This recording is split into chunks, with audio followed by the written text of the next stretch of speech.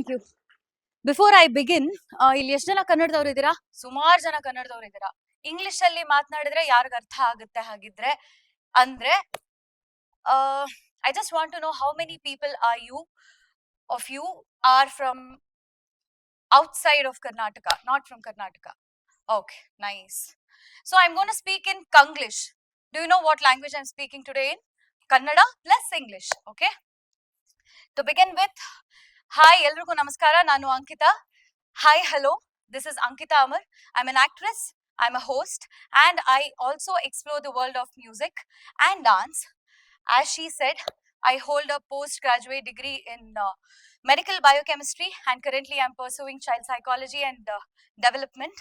I'm really privileged and honored to be here as a TEDx speaker today. And before starting my session, I just want to say that I'm also a student in many ways.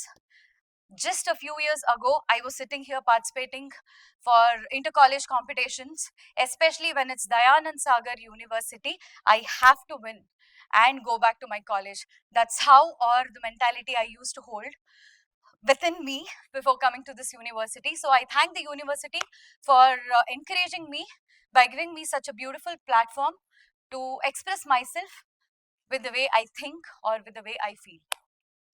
Okay, ಎಲ್ಲಿಂದ ಶುರು ಮಾಡೋಣ ಅಂತ ನಾನು ಯೋಚನೆ ಮಾಡ್ತಾ ಇದ್ದೆ.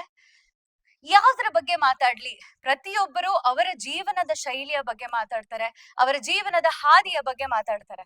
Everybody speaks about their journey, about their life, about their ups and downs, and I am sure you guys have your own ups and downs too. So it doesn't make sense to me. Why? Because we all have to face our own consequences at the end of the day. What I want to talk is about all of our journey together. What is she talking? ಏನ್ ಮಾತಾಡ್ತಿದ್ದಾಳೆ ಇವಳು? ಎಲ್ರ ಜರ್ನಿನೂ ಮಾತಾಡ್ತಿದ್ದಾಳ? Yes, our life is similar, our life is same in many ways. Sometimes we have our own journeys in our life, but we forget what map we are holding in our hands while following the journey. Map ಬಗ್ಗೆ ಮಾತಾಡ್ತಾ ಇದ್ದೀನಿ ನಾನು. ನಾವು ಕೈಯಲ್ಲಿ ಹಿಡಿದಿರುವಂತಹ ನಕ್ಷೆಯ ಬಗ್ಗೆ ಮಾತಾಡ್ತಾ ಇದ್ದೀನಿ. ನಮ್ಮ ಜೀವನದಲ್ಲಿ ಮ್ಯಾಪ್ ಅಂತ ಬಂದಾಗ, ನಮ್ಮ ಜೀವನವನ್ನ ನಾವು ತಗೊಂಡಾಗ ನಮಗೆ ನೆನಪಾಗುವಂತಹ 3 ಸಾಧ್ಯತೆಗಳು ಏನಂತ ಅಂದ್ರೆ ಪಾಸ್ಟ್, ಪ್ರೆಸೆಂಟ್ ಅಂಡ್ ಫ್ಯೂಚರ್. ಪ್ರತಿಯೊಬ್ಬರು ನಮಗ್ ಹೇಳ್ತಾರೆ, ಏನಂತ ಹೇಳ್ತಾರೆ? ಪ್ರೆಸೆಂಟ್ ಅಲ್ಲಿ ಇರ್ಬೇಕು, ಪ್ರೆಸೆಂಟ್ ಅಲ್ಲಿ ಇರ್ಬೇಕು ಅಂತ ಹೇಳ್ತಾರೆ. ಆದ್ರೆ ಮನುಷ್ಯನಿಗೆ ಸೈಕಾಲಜಿ ಪ್ರಕಾರ ಅವನೇನಾದ್ರೂ ಯೋಚನೆ ಮಾಡಿದ್ರೆ he will be thinking about his past or he will be thinking about his future in the present. Andre, oh, this happened, so and so happened, now what am I supposed to do anta he goes to the past. Or ಏನ್ ಮಾಡ್ಲಿ ನಾನೀಗ? what am I supposed to do? will this happen, will that happen anta he will always be thinking about the future. Present ಅಲ್ಲಿ ನಾವ್ ಏನ್ ಮಾಡ್ತಿದೀವಿ ಅನ್ನೋದರ ಬಗ್ಗೆ ಯೋಚನೆ ಮಾಡೋದಕ್ಕಾಗೋದಿಲ್ಲ. ಆ ಮ್ಯಾಪ್ ಬಗ್ಗೆ ನಾನು ಇವತ್ತು ಮಾತಾಡ್ತಾ ಇದ್ದೀನಿ. To begin with, I want to state a statement saying that we all are nothing but our past. ನಾವೆಲ್ಲರೂ ನಮ್ಮ past. She is her past, he is his past, I am my past. We all have organs called cerebral cortex, hippocampus and amygdala in our brain. ನಾನು ಇವತ್ತು ಆ 3 organs ನ shut down ಮಾಡಿದ್ರೆ, ಅಮಿಗ್ಡಿಲಾ ಅನ್ನುವಂತಹ organ ಅನ್ನ ತೆಗೆದ್ರೆ, ನಾನು ಯಾರು, ನಾನು ಏನು, ನಾನು ಎಲ್ಲಿಂದ ಬಂದೆ ಅನ್ನುವಂತಹ ಅಂಶ ನನಗೆ ನೆನಪೇ ಇರೋದಿಲ್ಲ. ಯಾವ ಮಟ್ಟಕ್ಕೆ ಅಂತಂದ್ರೆ, ನನ್ನ ಸ್ವಂತ ತಂದೆ ತಾಯಿ ನನ್ನ ಮುಂದೆ ಎದುರು ಬಂದ್ರು ನನಗೆ ಅವ್ರ ಮೇಲೆ ಯಾವ ಭಾವನೆ ಬರಬೇಕು ಅನ್ನುವಂತಹ ಅಂಶ ಕೂಡ ನನಗೆ ಗೊತ್ತಿರೋದಿಲ್ಲ. ಈ 3 ಆರ್ಗನ್ಸ್ ನಮ್ಮ ಬ್ರೈನ್ ಅಲ್ಲಿ ಇಷ್ಟು ಮೆಮೊರೀಸ್ ಅನ್ನ ಹೋಲ್ಡ್ ಮಾಡಿ ಇಟ್ಕೊಳ್ಳುತ್ತೆ. ಇಷ್ಟು ಯೋಚನೆಗಳನ್ನ ಇಟ್ಕೊಂಡು ಇಟ್ಕೊಂಡು ಇಟ್ಕೊಂಡು ಅನುಭವ ಅನುಭವ ಅನುಭವ ಅನುಭವ ಅಂತ ಸ್ಟೋರ್ ಮಾಡಿ ಇಟ್ಕೊಳ್ಳುತ್ತೆ. ಈ ಒಂದು ಪಾಸ್ಟ್ ಬೇಸಿಸ್ ಮೇಲೆ ನಮ್ಮ ಜೀವನವನ್ನ ನಾವು ನಡೆಸ್ಕೊಂಡು ಬರ್ತಾ ಇರೋದು. ನಮ್ಮೆಲ್ಲರ ಮನೆಯಲ್ಲಿ ನಮ್ಮ ತಂದೆ ತಾಯಿರು ಹೇಳ್ತಾರಲ್ವಾ, ನಿನಗ್ ತುಂಬಾ ಕೋಪ ಇದೆ, ಜಗಳ ಆಡುವಾಗ ಇದೊಂದು ವಿಷಯ ಮಾತಾಡ್ಬಿಟ್ರೆ ನೀನ್ ಎಷ್ಟು ಕೋಪಿಸ್ಕೊಂಡ್ಬಿಡ್ತೀಯ ಅಂತ. ನಮ್ಮ ಫ್ರೆಂಡ್ಸ್ ಸಹ ಹೇಳ್ತಾರೆ, ನಿನ್ಗಿದಂದ್ರೆ ಆಗೋದಿಲ್ಲ ಅಲ್ವಾ, ನಿನ್ಗಿದಂದ್ರೆ ಇಷ್ಟನೇ ಇಲ್ಲ ಅಲ್ವಾ ಅನ್ನುವಂತಹ ಸ್ಟೇಟ್ಮೆಂಟ್ ಗಳನ್ನ ಮಾಡ್ತಾರೆ. ಈ ಸ್ಟೇಟ್ಮೆಂಟ್ ಯಾವುದರ ಬೇಸಿಸ್ ಮೇಲೆ ಆಗಿರೋದು? ನಮ್ಮ ಎಕ್ಸ್ಪೀರಿಯನ್ಸ್ ನ ಬೇಸಿಸ್ ಮೇಲೆ ಆಗಿರೋದು. ಬೇರೆಯವರು ನಮ್ನ ನೋಡಿ ಕೊಟ್ಟಿರುವಂತಹ ಸರ್ಟಿಫಿಕೇಟ್ ಗಳನ್ನ ನಾವು ಇಲ್ಲಿ ಜೋಪಾನವಾಗಿ ಈ ಆರ್ಗನ್ಸ್ ಅಲ್ಲಿ ಸ್ಟೋರ್ ಮಾಡ್ಕೊಂಡು ಬರ್ತಿದೀವಿ. ಇನ್ನೂ ಒಂದು ಲೆವೆಲ್ ಅಪ್ ಆಗ್ಬೇಕು ಅಂತಂದ್ರೆ, ಇಂಟ್ರೋಸ್ಪೆಕ್ಷನ್ ಅನ್ನೋ ಅಂತಹ ವಿಷಯ ಬರುತ್ತೆ. ಮೊದಲನೇದಾಗಿ ನಮ್ಮ ಬಗ್ಗೆ ನಾವು ತಿಳ್ಕೊಂಡಿರೋದು ಬೇರೆಯವರು ನಮ್ಮನ್ನ ವ್ಯಾಲಿಡೇಟ್ ಮಾಡಿದಾಗ, ಎರಡನೇದಾಗಿ ನಾವು ನಮ್ಮ ಬಗ್ಗೆ ತಿಳ್ಕೊಂಡಿರೋದು ಇಂಟ್ರೋಸ್ಪೆಕ್ಷನ್. ಇಂಟ್ರೋಸ್ಪೆಕ್ಷನ್ ಅಂತಂದ್ರೆ ಯಾರ ಜೊತೆನೋ ಜಗಳ ಆಗುತ್ತೆ ಅಂತ ಅನ್ಕೊಳ್ಳೋಣ, ಜೋರಾಗಿ ಮಾತಾಡ್ತೀವಿ, ಕಿರ್ಚ್ತೀವಿ, ನಗ್ತೀವಿ, ಅಳ್ತೀವಿ, ಬೇರೆಯವ್ರ ಜೊತೆ ಇನ್ನೇನೋ ಹಂಚ್ಕೋತೀವಿ. ಎಲ್ಲಾ ಮಾತಾಡಾದ್ಮೇಲೆ ನಮಗೆ ನಮ್ಮದೇ ಆಗಿರುವಂತಹ ಒಂದು ಜಾಗ ಅಥವಾ ಸ್ಪೇಸ್ ಸಿಕ್ಕಾಗ, ಕರೆಕ್ಟ್ ಅಲ್ವಾ, ನಾ ಹೀಗ್ ಮಾತಾಡ್ದೆ, ನಾ ಹೀಗ್ ಮಾತಾಡ್ಬಾರ್ದಿತ್ತು, ನೆಕ್ಸ್ಟ್ ಟೈಮ್ ಈ ತರ ಮಾತಾಡಿದಾಗ ನಾನು ಹಾಗ್ ಮಾತಾಡೋಣ ಅನ್ನೋ ತರ ನಾವು ನಮ್ ಬಗ್ಗೆನೆ ಯೋಚನೆ ಮಾಡ್ತೀವಲ್ಲ, ಇದಕ್ಕೆ ನಾವು ಇಂಟ್ರೋಸ್ಪೆಕ್ಷನ್ ಅಂತ ಹೇಳ್ತೀವಿ. ಈ ಇಂಟ್ರೋಸ್ಪೆಕ್ಷನ್ ಯಾವಾಗ ಮೂಡುತ್ತೆ ಅಂದ್ರೆ ನಮ್ಮಲ್ಲಿ ಒಂದು ಅವೇರ್ನೆಸ್ ಬಂದಾಗ. The moment we start getting aware, we start introspecting our selfs, we have the capacity to think about our self. ಇವತ್ತು ನಾನು ವ್ಯಾಲಿಡೇಷನ್ ಬಗ್ಗೆ ಮಾತಾಡ್ತಿಲ್ಲ, ಇಂಟ್ರೋಸ್ಪೆಕ್ಷನ್ ಬಗ್ಗೆ ಮಾತಾಡ್ತಿಲ್ಲ. ಮ್ಯಾಪ್ಗೆ ಬೇಕಾಗಿರುವಂತಹ ವಿಷಯ ಮೆಟಾಕಾಗ್ನಿಷನ್ ಬಗ್ಗೆ ಮಾತಾಡ್ತಾ ಇದ್ದೀನಿ. ಮೊದಲನೇದಾಗಿ ವ್ಯಾಲಿಡೇಷನ್ ಆಯ್ತು, ಇಂಟ್ರೋಸ್ಪೆಕ್ಷನ್ ಆಯ್ತು. ಇವೆರಡುವೆ ಹ್ಯೂಮನ್ಸ್ಗೆ ಅಂತ ತಗೊಂಡಾಗ ಹೈಯೆಸ್ಟ್ ಅಥವಾ ಇಂಟೆಲಿಜೆನ್ಸ್, ಒಳ್ಳೆ ಇಂಟೆಲಿಜೆನ್ಸ್ ಅಂತ ನಾವು ಮಾತಾಡ್ಬೇಕಂದ್ರೆ ಅದು ವ್ಯಾಲಿಡೇಷನ್ ಮತ್ತೆ ಇಂಟ್ರೋಸ್ಪೆಕ್ಷನ್ ಆಗುತ್ತೆ. ಅದಕ್ಕೂ ಮೀರಿ ಒಂದು ಇಂಟೆಲಿಜೆನ್ಸ್ ಇದೆ ಅಂದ್ರೆ human intelligence, the highest form of human intelligence is metacognition. AI ಅಂತ ಕೇಳ್ತೀವಿ, ಮೆಟಾ ಎಐ ಅಂತ ಯಾಕೆ ಕೇಳ್ತೀವಿ? ಮೆಟಾ ಎಐ ಅಷ್ಟೊಂದು ಅಪ್ಡೇಟ್ ಆಗುವಾಗ ನಮ್ಮ ಇಂಟೆಲಿಜೆನ್ಸ್ ಯಾಕೆ ಇಲ್ಲಿ ಅಪ್ಡೇಟ್ ಆಗ್ಬಾರ್ದು? ಏನಿದು ಮೆಟಾಕಾಗ್ನಿಷನ್ ಅಂತ ಹೇಳಿದ್ರೆ? ಮೆಟಾಕಾಗ್ನಿಷನ್ ಅಂತಂದ್ರೆ the ability to think about what we are thinking. I repeat, the ability to think about what we are thinking. I am not saying the ability to think about what we thought, ಅದು introspection ಆಗುತ್ತೆ. Thinking ಅಂದ್ರೆ ಏನಂತಂದ್ರೆ when we all are living in our present, when we are facing a situation, when we are conversing, we have to have the ability to think about what is happening within us. I'm not saying you have to start thinking about what the other person is trying to do to you. No. When you are conversing with somebody, I'm not asking you to calculate calculate before talking. I'm not saying, okay, ಇವ್ನ್ ಈ ತರ ಮಾತಾಡ್ತಾ ಇದ್ದಾನೆ ಅಂತಂದ್ರೆ ಇವ್ನ್ ಈ ತರ ಏನೋ ಯೋಚನೆ ಮಾಡ್ತಿರ್ತಾನಲ್ವಾ, ಇವಳಿಗೆ ಈ ತರ ಆಗಿದೆ ಅನ್ಸುತ್ತೆ, ಅದಕ್ಕೆ ಹಿಂಗೆ ಹೇಳ್ತಾಳೆ, ನಾನು ಹಿಂಗೆ ವಾಪಸ್ ಮಾತಾಡೋಣ. ಈ ಅಂಶದ ಬಗ್ಗೆ ಥಿಂಕಿಂಗ್ ಮಾತಾಡ್ತಿಲ್ಲ ನಾನು. I am speaking about how your body is managing your thoughts. ನಾವೆಲ್ಲರೂ ನಿದ್ದೆ ಹೋಗ್ತೀವಿ ರಾತ್ರಿ, ಮಲ್ಕೊಂಡ ತಕ್ಷಣ ನಮಗೆ ನಿದ್ದೆ ಬರೋದಿಲ್ಲ ಅಲ್ವಾ? ನಮ್ಮ ಮೈಂಡ್ಗೆ ನಾವು ಯಾವ ತರ ಹಿಡಿತದಲ್ಲಿ ತಗೋತೀವಿ ಅಂತಂದ್ರೆ, ಅಥವಾ ನಮ್ಮ ಮೈಂಡ್ಗೆ ನೀನು ಮಲ್ಕೋ ಮಲ್ಕೋ ಮಲ್ಕೋ ಅಂತ ಹೇಳ್ತಾ ಇರೋದಕ್ಕೆ ನಾವು ಒಂದ್ 5-10 ನಿಮಿಷ ಆದ್ಮೇಲೆ ಮಲಗ್ತೀವಿ. ನಮಗೆ ಆ ಕೆಪಾಸಿಟಿ ಇದೆ, ನಾವು ಏನ್ ಯೋಚನೆ ಮಾಡ್ತೀವಿ ಅದನ್ನ ನಮ್ಮ ಹಿಡಿತದಲ್ಲಿ ತಗೊಳ್ಳುವಂತಹ ಕೆಪಾಸಿಟಿ ನಮಗಿದೆ. ನಾನು ಒಂದು ವ್ಯಕ್ತಿಯ ಜೊತೆ ಮಾತನಾಡುವಾಗ ಮೆಟಾಕಾಗ್ನಿಷನ್ ಅನ್ನ ನಾನು ಬಳಸಿದ್ರೆ, ಆ ಮೊಮೆಂಟ್ ಅಲ್ಲಿ ನಾನು ಹೇಗೆ ಯೋಚನೆ ಮಾಡ್ತಾ ಇದ್ದೀನಿ, ನನ್ನ ಪರ್ಸನಾಲಿಟಿ ಯಾವ ರೀತಿ ಯೋಚನೆ ಮಾಡ್ತಾ ಇದೆ, ಅದು ಯಾವ ಹಂತಕ್ಕೆ ತಗೊಂಡು ಹೋಗಬಹುದು, ನನಗೆ ಏನು ಅನ್ನಿಸ್ತಿದೆ, ನನಗೆ ಯಾವ ರೀತಿ ಫೀಲ್ ಆಗ್ತಿದೆ ಅನ್ನೋ ಅಂತಹ ವಿಚಾರಗಳ ಬಗ್ಗೆ ಯೋಚನೆ ಮಾಡಿ ಅಂತ ಹೇಳ್ತಾ ಇರೋದು. ಇದನ್ನ ನಾನು ಹೆಂಗೆ ಹೇಳ್ತೀನಿ ಅಂತಂದ್ರೆ, okay, I want this to be more interactive. ಈಗ ಅವರು ಫೋನ್ ಇಟ್ಕೊಂಡಿದಾರಲ್ವಾ, ಅದ್ ಯಾರ್ phone madam? My phone. She says that it is her phone. Okay, can somebody raise their hand? Okay, whose hand is this? Your hand. Okay, this is my hair. ಏನು ಇದು ಮೈ ಅಂತ ಹೇಳಿದ್ರೆ? What is this my? ನಾನು, ನನ್ನದು, ಯಾರು ನಾನು? ಈಗ ಇದು ನನ್ನ ಕೈ, ಇದು ನನ್ನ ಹಾರ್ಟು, ಇದು ನನ್ನ ಬಟ್ಟೆ, ಇದು ಯಾರು ಈ ನಾನು? ಹಾಗಿದ್ರೆ ನಾವು ಇಲ್ಲಿ ಏನು ಮೈಂಡ್ ಬಗ್ಗೆ ಮಾತಾಡ್ತಾ ಇದೀವ, ಹಾರ್ಟ್ ಬಗ್ಗೆ? ನಾನ್ ನಿನ್ನ ಪ್ರೀತಿಸ್ತಿದೀನಿ, ನನ್ನ ಹಾರ್ಟ್ ಡಗ್ ಡಗ್ ಅಂತ ಹೊಡ್ಕೊಳ್ಳುತ್ತೆ ಅಂತ ಹೇಳ್ತೀವಿ ಅಲ್ವಾ? ಇಲ್ಲವೇ ನಾವು ನಾನು ಅಂತ ಬೆಳೆಸ್ತಿದೀವಿ. ಯಾರು ಈ ನಾನು? ಈ ನಾನು ಬಗ್ಗೆ ಯೋಚನೆ ಮಾಡಿ ಅಂತ ನಾನು ಹೇಳ್ತಿರೋದು. ಇದೇನಪ್ಪ ಇದು ಉಪೇಂದ್ರ ಸರ್ ತರ ಮಾತಾಡ್ತಿದ್ದಾಳಲ್ಲ ಅಂತ ಅನ್ಕೋಬೇಡಿ. ಐ ಆಮ್ ಡೆಫಿನೆಟ್ಲಿ ಶ್ಯೂರ್, ನಂಗೆ ಗೊತ್ತು ನೀವೆಲ್ಲ ಅದೇ ಯೋಚನೆ ಮಾಡ್ತಿದ್ದೀರಾ ಅಂತ. This is the first seed or thought that you all have to get into your brain. ಇದು ಏನಂತಂದ್ರೆ, getting into your own brain and analyzing how you are absorbing and thinking and how you are behaving ಅನ್ನೋದಿದೆಯಲ್ಲ, this is so beautiful. Rather than introspecting, it is very important that you guys reach to the level where you start thinking in the moment about how you are behaving. Thinking about what you are thinking is metacognition. ಇದು ನನ್ನ ಮೊದಲನೇ topic ಆಗಿತ್ತು. ಇದನ್ನ ಇವತ್ತಿಂದನೇ ಮನೆಯಿಂದ practice ಮಾಡ್ಬಿಟ್ರೆ I think ನಮ್ಗಳ ಬಗ್ಗೆ ನಾವು ಯೋಚನೆ ಮಾಡ್ತಾ ಇದ್ರೆ ಇದು ಎಲ್ಲಿಂದ ರೂಟ್ ಆಗಿದೆ ಅಂತ ನಮಗ್ ಗೊತ್ತಿಲ್ಲದೆ ಇದ್ರುವೆ ಈ ಒಂದು ಮೊಮೆಂಟ್ ಅಲ್ಲಿ ನಾವು ಹೇಗ್ ಬಿಹೇವ್ ಮಾಡ್ತಿದೀವಿ ಅನ್ನೋದನ್ನ ಅರ್ಥ ಮಾಡ್ಕೊಂಡು ಹೋಗೋದಕ್ಕಾಗುತ್ತೆ. ಒಂದು, we are nothing but our past ಅಂತ ಹೇಳ್ದೆ. Metacognition is all about present, thinking about what you are thinking. ಈಗ ಇದಕ್ಕೆ ನಾನು ಇನ್ನೊಂದು ಜೋಡಿಯನ್ನ ಕೊಟ್ಟು ಮದುವೆ ಮಾಡಿಸ್ತಾ ಇದ್ದೀನಿ. I want metacognition to get married to something called emotional intelligence.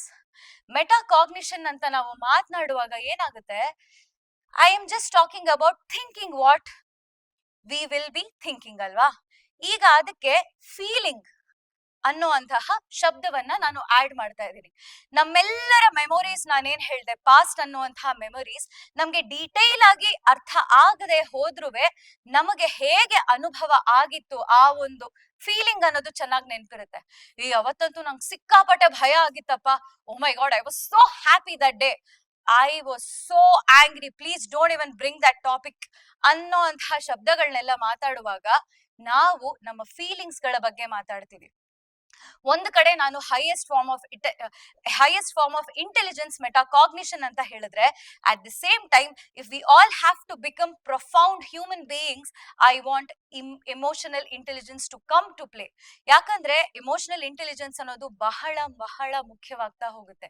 ನನ್ನ ಭಾವನೆಗಳನ್ನ ನಾನು ಅರಿತುಕೊಳ್ಳೋದು ಎಷ್ಟು ಮುಖ್ಯನೋ ಅದೇ ರೀತಿ ನನ್ನ ಮುಂದೆ ಇರುವಂತಹ ವ್ಯಕ್ತಿ ಯಾವ ರೀತಿ ಭಾವನೆಗೆ ಒಳಗಾಗ್ತಿರಬಹುದು ಅಂತ ಯೋಚನೆ ಮಾಡುವಂತಹ ಶಕ್ತಿ ಕೂಡ ನಮಗೆ ಕೊಟ್ಟಿದ್ದಾನೆ.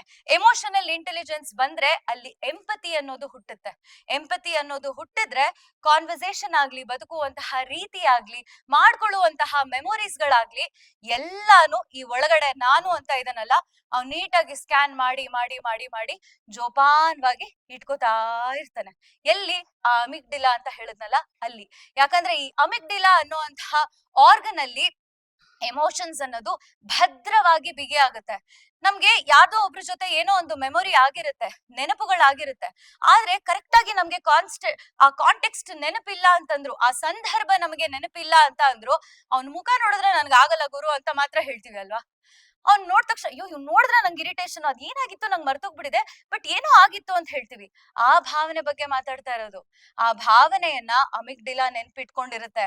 ಆ ಒಳಗಡೆ ನಾನು ಅಂತ ಕೂತಿದಾನಲ್ಲ ಅವನೆಲ್ಲ ನೋಡಿಟ್ಕೋತಾ ಇದ್ದಾನೆ. ಯಾವಾಗಿಂದ ನಮ್ಗೆ ಕೋಪ ಸ್ಟಾರ್ಟ್ ಆಯ್ತು, ಯಾವಾಗಿಂದ ನಮ್ಗೆ ಬೇಜಾರ್ ಶುರು ಆಯ್ತು, ಯಾವ ಸಂದರ್ಭದಿಂದ ಆಗಿತ್ತು ಅನ್ನೋದು ನಮಗೆ ನೆನ್ಪಿರೋದಿಲ್ಲ. ಆದ್ರೆ ಈ ಸರ್ಟಿಫಿಕೇಟ್ಸ್ ಅನ್ನೋದು ನಮ್ಮ ಒಂದು ಮೆಮೊರಿಯಲ್ಲಿ ಕೂತಿರುತ್ತೆ. ಹಾಗಾಗಿ ಎಮೋಷನಲ್ ಇಂಟೆಲಿಜೆನ್ಸ್ ಅನ್ನೋದು ಬಹಳ ಬಹಳ ಬಹಳ ಮುಖ್ಯ. ಇದರಿಂದ ಹುಟ್ಟೋದು ಎಂಪತಿ. ಹಾಗಾಗಿ ಇವತ್ತು ನಾನಿಲ್ಲಿ ಮಾತನಾಡೋದಕ್ಕೆ ಬಂದಿದ್ದು ಒಂದು ಮೆಟಾಕಾಗ್ನಿಷನ್ ಬಗ್ಗೆ ಹಾಗೂ ಎಮೋಷನಲ್ ಇಂಟೆಲಿಜೆನ್ಸ್ ಬಗ್ಗೆ. ಇವೆರಡು ಮದ್ವೆ ಆದ್ರೆ ಜೀವನ ಉತ್ತಮ ಆಗಿರುತ್ತೆ ಅನ್ನೋದು ನನ್ನ ಅನಿಸಿಕೆ. Last but not the least, ನಾನಿಲ್ಲಿ ಒಂದು ಆರ್ಟಿಸ್ಟ್ ಆಗಿ ಬಂದಿರೋದ್ರಿಂದ ಈಗಿನ ಪರಿಸ್ಥಿತಿಯ ಬಗ್ಗೆ ನಾನು ಮಾತನಾಡೋದಕ್ಕೆ ಇಷ್ಟಪಡ್ತೀನಿ. ಸ್ವಲ್ಪ ಇದೇ ಟಾಪಿಕ್ ಗೆ ರಿಲೇಟ್ ಆಗಿರಬಹುದು. ನಾವೆಲ್ಲರೂ ಇದನ್ನ ಅನುಭವಿಸ್ತಿದೀವಿ. ಯಾವ ವಿಷಯ ಅಂತಂದ್ರೆ, ಕಳೆದ 5-6 ವರ್ಷಗಳಿಂದ ಡೇಸ್ ಎಷ್ಟು ಫಾಸ್ಟ್ ಆಗಿ ಹೋಗಿದೆ ಅಲ್ವಾ. ಅದ್ ಏನಾಗ್ತಿದೆಯೋ ಗೊತ್ತೇ ಇಲ್ಲ. 2019 ವರ್ಗೂ ನೆನ್ಪಿದೆ, 2020 ಆದ್ಮೇಲೆ ನಮ್ಗೇನು ನೆನ್ಪಿಲ್ಲ ಅನ್ನೋಂತಹ ಮಾತುಗಳನ್ನ ನೀವೆಲ್ಲ ಆಡ್ಕೋತೀರಾ ಅಲ್ವಾ. I don't remember what has been happening since 2020 or 2021. I don't even know. Days are just running. I can't remember anything. Anta. Why? Why is this happening? Because we are not allowing any information, experience or emotions to get stored in our amygdala or in our brain. Why? Because we are so addicted, or we have been watching short videos too much. I'm not asking you guys to stop watching short videos or stop watching any content that's been there for 10 seconds or 30 seconds. I also ask you guys to start observing things from your environment too. ಹೇಗೆ ಅಂತಂದ್ರೆ, ಚಿಕ್ಕವರಿದ್ದಾಗ ನಾವು ಬಸ್ಸಲ್ಲಿ ಹೋಗುವಾಗ conductor ಹೇಗೆ ಮಾತಾಡ್ತಾರೆ, ಹಿಂಗೆ ಕೂತ್ಕೋತಾರೆ, ಯಾವ ಆಂಗಲ್ ಅಲ್ಲಿ ನಿಂತ್ಕೋತಾರೆ, ಟ್ರೈನ್ ಅಲ್ಲಿ ಹೋಗುವಾಗ ಸೇಬ್ ಹಣ್ಣನ್ನ ಯಾವ ರೀತಿ ಒಬ್ರು ಮಾರ್ತಾರೆ ಅನ್ನೋದೆಲ್ಲ ನಮಗ್ ನೆನ್ಪಿದೆ. ಈ ಕಾಲದಲ್ಲಿ ಯಾರು ಹೇಗೆ ಬಿಹೇವ್ ಮಾಡ್ತಿದ್ದಾರೆ ಅನ್ನೋದನ್ನ ನಮ್ಮ ಕಣ್ಣು, ನಮ್ಮ ಸೆನ್ಸ್ ಆರ್ಗನ್ಸ್ ಅದು ಫೀಲ್ ಮಾಡ್ಕೊಳ್ಳೋದು ಮಿಸ್ ಮಾಡ್ಕೋತಿದೆ. ಪ್ರತಿಯೊಂದು ಹಂತದಲ್ಲೂ ನಾವು ಮೊಬೈಲ್ ಫೋನ್ಗಳಲ್ಲಿ ನಮ್ಮನ್ನೇ ನಾವು ತೊಡಗಿಸ್ಕೊಂಡ್ರೆ ಇಲ್ಲಿ ನೆನಪಿಟ್ಕೊಳ್ಳೋದಕ್ಕೆ ಆಗೋದಿಲ್ಲ. ಯಾಕೆ ಅಂತಂದ್ರೆ ಬ್ರೈನ್ಗೂ ಸ್ವಲ್ಪ ಟೈಮ್ ಬೇಕಲ್ವಾ? ನೀವೊಬ್ರನ್ನ ಅರ್ಥ ಮಾಡ್ಕೊಳ್ಳೋದಕ್ಕೆ ನಂಗೆ ಸ್ವಲ್ಪ ಟೈಮ್ ಕೊಡು, ನಾನು ಅರ್ಥ ಮಾಡ್ಕೋತೀನಿ ಅಂತೀರಾ?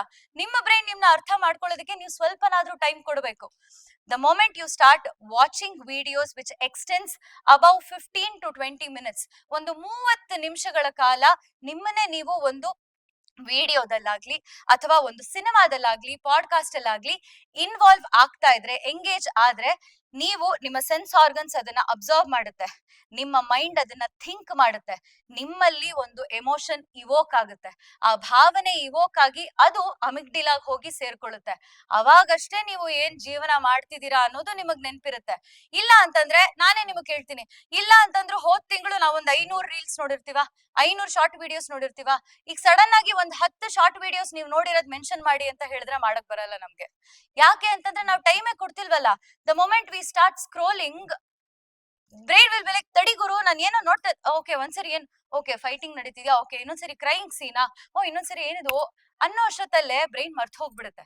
ಶಾರ್ಟ್ ಟರ್ಮ್ ಮೆಮೊರಿಗೆ ನಾವೇನು ಕಳ್ಸೋದ್ ಬೇಡ, ಲಾಂಗ್ ಟರ್ಮ್ ಮೆಮೊರಿಗೆ ಕಳ್ಸೋದಕ್ಕೆ ಆಸ್ ಅನ್ ಆರ್ಟಿಸ್ಟ್ ನಾನ್ ನಿಮ್ಗೆಲ್ಲರಿಗೂ ಕೇಳ್ಕೊತಿರೋದು ಏನಂತ ಅಂದ್ರೆ, ನಿಮ್ಮಲ್ಲೂ ಒಬ್ಬ ಆರ್ಟಿಸ್ಟ್ ಇರ್ತಾನೆ.